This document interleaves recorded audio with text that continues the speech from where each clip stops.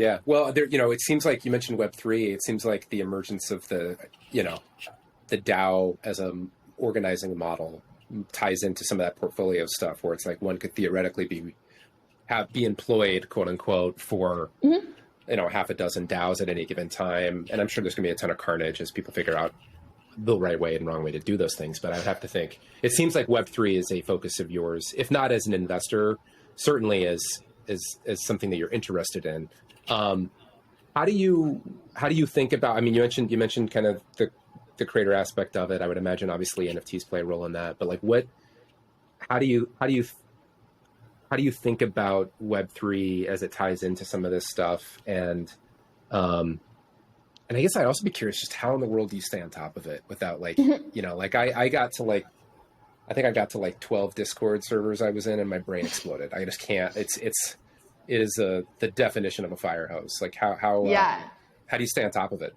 I mean, one of the things that I think about a lot is my experience in iMouthI. For those of your listeners not familiar, iMouthI was an internet movement that happened in June of 2020. It was me and 68 other folks, most of whom were recent graduates from underrepresented demographics.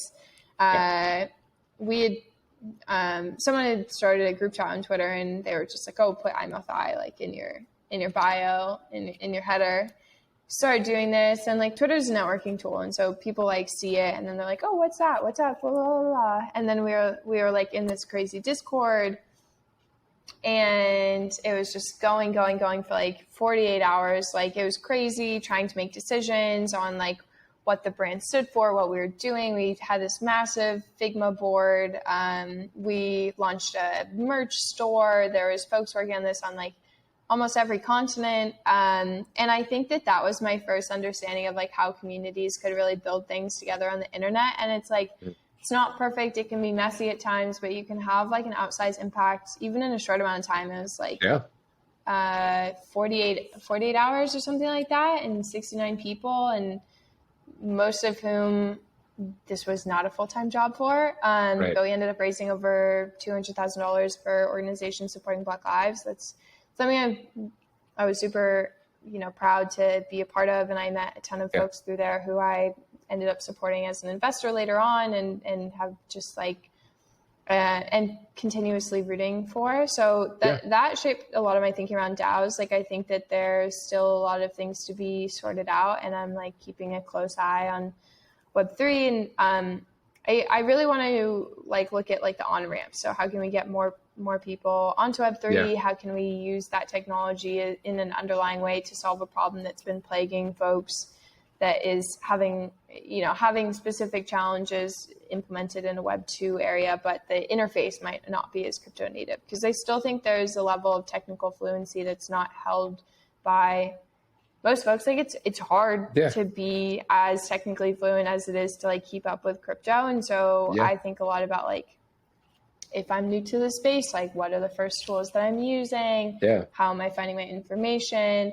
So honestly, there's like, I would say there's some incentives around being like still a bit out on the edge and being like, what's going on?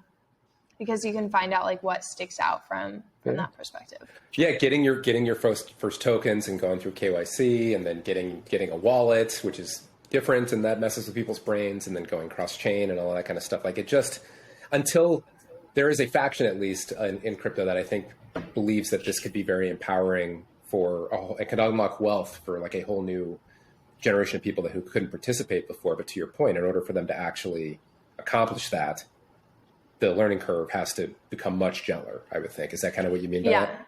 Well, I mean, just like more education in the space, and then like the inclusivity part is really important to me. So it's like one thing I would say I'm like watching it closely and have participated a lot from a personal standpoint, but there's also some like fund, can't have more than 20% of your assets in things other than equity.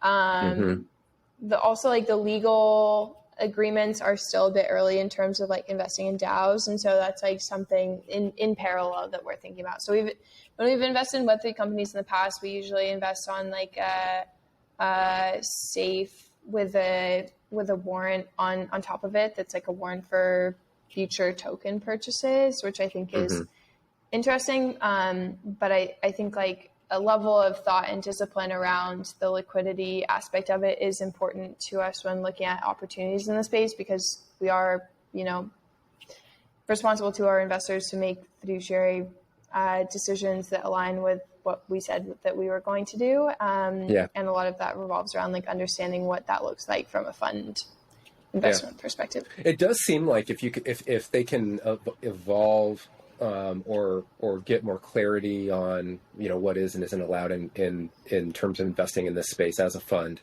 one of the huge benefits seems like the liquidity piece of it, where it's like outcomes can be less binary for your investors, right? That seems and compelling. I think like we have a bunch of investors who have been like early in crypto, so I've been learning a lot from them, like Bobby Goodlight at Form Capital, Johnny Steindorf at Distribute Global, David Carrico and Judy Estrin do a lot in Web3, and Bree at Next Epic, Epoch. So I enjoy learning from folks in my community that have been in the space for a lot longer than me and have more deep context